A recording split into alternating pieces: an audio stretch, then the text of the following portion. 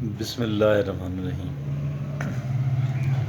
Relation ships جو ہیں، تعلقات ہمارے جو ہیں، ہمارے تعلقات ہمارے لیے نہایت اہمیت کے حامل ہوتے ہیں، اور جتنا کوئی قریبی ہے جو ہمارے فیملی ممبرز ہیں، جو دیگر ہیں، فیملی ممبرز تو انتہائی اہمیت کے حامل ہیں۔ ایک انسان کے لیے اہم ترین ریلیشن شپ اس کے والدین کے ساتھ ہوتی ہے، اس کے بعد بیوی بچوں سے، اور پھر اس کے بعد بہن بھائیوں سے۔ ان لوگوں کا ہمیں بہت زیادہ خیال رکھنا چاہیے، اور ہماری جو دوستیاں ہوتی ہیں، ہمارے جو تعلقات ہوتے ہیں، ہمارا جو بھائی چارہ ہوتا ہے، اگر ہم نے ایک تعلق تو وہ ہے کہ جو تعلق ہمارا اللہ رب العزت نے بنا دیا، اور اس کے ساتھ ہماری کوئی چوائس اور آپشن شامل نہیں تھی، کوشش کرنی چاہیے کہ ان کے ساتھ بہتر سلوک آپ کر سکیں، ہم کر سکیں، یا کم سے کم ہم ان کے ساتھ کوئی زیادتی نہ کریں اور اپنے دروازے ان کے لیے کھلے رکھیں۔ ان کے ساتھ حسن سلوک اگر ہم کر سکیں تو ہمارے لیے بہت ہی اچھا ہے۔ میں یہ قطعاً نہیں کہہ رہا کہ ہر ناجائز بات ان کی مان لی جائے، جو کہ ہیومنلی پاسبل ہی نہیں ہوتا۔ تاہم آج ہم نے گفتگو اس بات پہ کرنی ہے کہ ہماری جو ریلیشن شپس ہیں وہ عموماً کیوں ڈسٹروائے ہو جاتی ہیں۔ کہتے ہیں کہ ایک جو تعلق ہے وہ کبھی بھی فطری موت نہیں مرتا، اسے مرڈر کرنا پڑتا ہے، اور ایک تعلق جو ہے، اچھا تعلق جو ہے وہ کیسے مرڈر ہوتا ہے، آج ہم اس پہ بات کرنے جا رہے ہیں۔ ہمارے علم میں ہوگا تو پھر ہم اس کے ساتھ وہ سلوک نہیں کریں گے، لیکن اہم ترین بات تو احساس کی ہے کہ ہمیں اس کا احساس کتنا ہوتا ہے، اور اس سے بڑھ کر ہم کچھ نہیں کر سکتے، کچھ نہیں کہہ سکتے۔ تعلق کے میں جو سب سے پہلی دراڑ جو آتی ہے،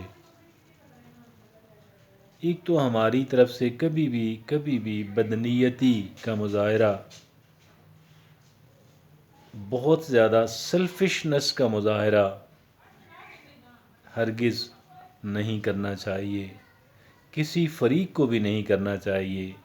نہ فریق اول، نہ فریق دوم، نہ ہم خود نہ دوسرے۔ اگر ہم لوگوں نے تعلقات کو چلانا ہے تو بددیانتی اور ذرا سی سیکریفائس سے بھی گریز کر جانا،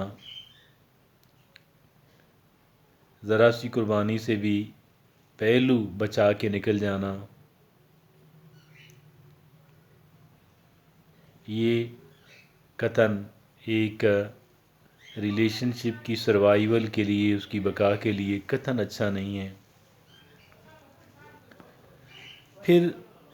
بہت کامن چیز یہ ہے کہ ہم بعض اوقات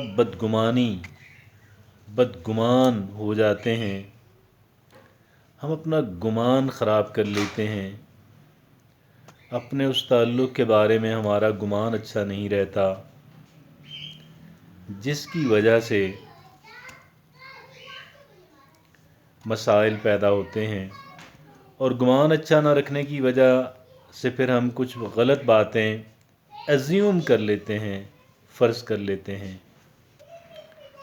حالانکہ نہ ہمیں اپنا گمان خراب کرنا چاہیے،